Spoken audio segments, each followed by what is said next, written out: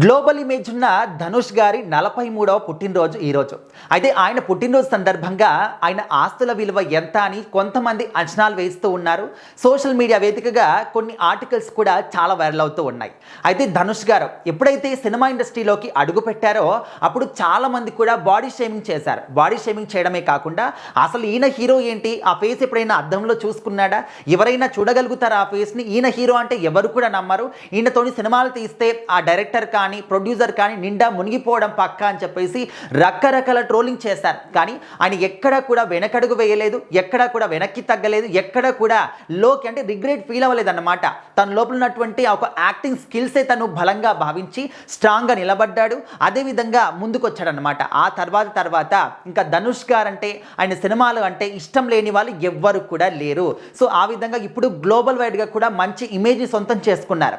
ఒక్కొక్క సినిమాకి దాదాపుగా 50 నుంచి 60 కోట్ల వరకు పారితోషికాన్ని కూడా ధనుష్ గారు తీసుకుంటూ ఉన్నారు. ఆయన సినిమాలు కూడా అదే రేంజ్లో ఆడుతూ ఉన్నాయి. అండ్ యాక్టింగ్ తోని రీసెంట్గానే ఆయనకు నేషనల్ అవార్డు కూడా దక్కింది. సో ఆ విధంగా ఇంత మంచి ఇమేజ్ ఉన్నటువంటి వ్యక్తి ఒకప్పుడు అవమానాలతో స్టార్ట్ అయినటువంటి తన సినిమా జర్నీ ఇప్పుడు దేశవ్యాప్తంగానే కాకుండా ఇతర దేశస్తులు కూడా ధనుష్ గారిని ఇష్టపడుతున్నారంటే ఇంత స్థాయికి ఎదిగాడు. సో మరి ప్రజెంట్ ఆయన ఆస్తుల విలువ ఎంత అని చెప్పేసి చాలా మంది భావిస్తున్నారనమాట. ధనుష్ గారికి దాదాపు 150 నుంచి 300 కోట్లు అంటే దాదాపు ఇంకా 200 నుంచి 300 కోట్ల వరకు అయితే ఆస్తులు ఉన్నాయని చెప్పేసి చెప్తూ ఉన్నారు. అది కూడా జస్ట్ అంచనా మాత్రమే, పర్ఫెక్ట్గా మనకి ఎవరికి కూడా తెలియదు. అయితే ధనుష్ గారికి రజనీకాంత్ గారి ఇంటి అంటే ఆ పరిసర ప్రాంతాల్లోనే ఒక లగ్జరీ విల్లా ఒకటి ఉందన్నమాట. విల్లాని కూడా చెప్పలేము, ఒక రాజభవనం లాగా ఉంటుంది. సో ఆ ఇల్లు యొక్క వాల్యూ అనేది దాదాపు 150 కోట్లు ఉంటుందంట.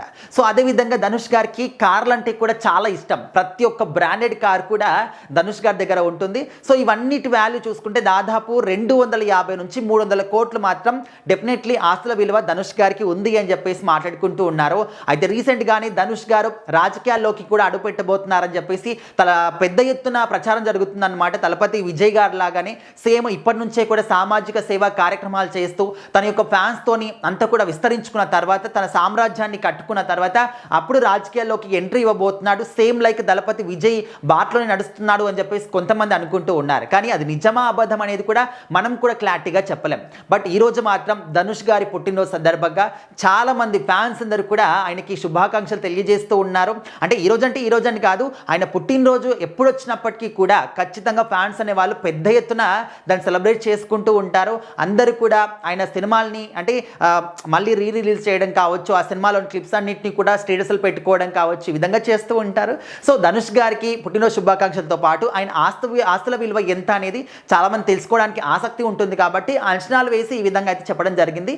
దాదాపు ధనుష్ గారి ఆస్తుల విలువ ఎంత అంటే ఒక 300 కోట్ల వరకు ఉండొచ్చు అని చెప్పేసి అంచనాలు వేస్తూ ఉన్నారు.